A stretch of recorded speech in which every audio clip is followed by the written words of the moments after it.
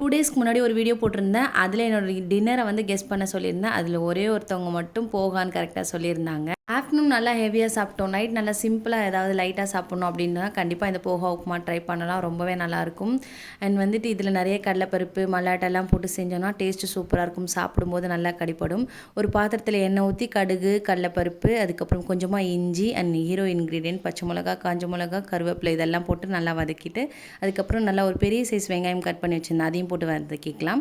And roasted peanuts வந்து இதில சேர்த்துக்கோங்க. அதுக்கப்புறம் கொஞ்சமா மஞ்சத்தூள் போட்டு எல்லாத்தையும் நல்லா மிக்ஸ் பண்ணிக்கலாம். நான் எனக்கு மட்டும் தான் செய்கிறதால கொஞ்சமாக தான் அவல் எடுத்தேன். எடுத்து நல்லா வாஷ் பண்ணி ஈரத்தில் நனைச்சி வச்சாலே போதும். அப்படியே எடுத்து இதில் போட்டு லைட்டாக உப்பு போட்டு மிக்ஸ் பண்ணிவிட்டு எல்லாத்தையும் கலந்து விட்டு எடுத்தோன்னா சூப்பரான அவல் உப்புமா ரெடி ஆகிடும். அண்ட் எத்தனை பேருக்கு போஹா அவல் உப்புமா ரொம்ப பிடிக்கும் அப்படின்னு சொல்லி மறக்காமல் கமெண்ட் பண்ணுங்கள். எத்தனை பேர் சாப்பிட்ருக்கீங்கன்னு சொல்லுங்கள். அண்ட் அன்றைக்கி என்னோட ஆல் டைம் ஃபேவரட் கோவா இருந்தது. அண்ட் அதையும் வச்சு மதியம் எக் சாப்பிடாதால ஒரு எக் பாயில் பண்ணி எடுத்துக்கிட்டாச்சு. நாளைக்கு பார்க்கலாம். பாய்.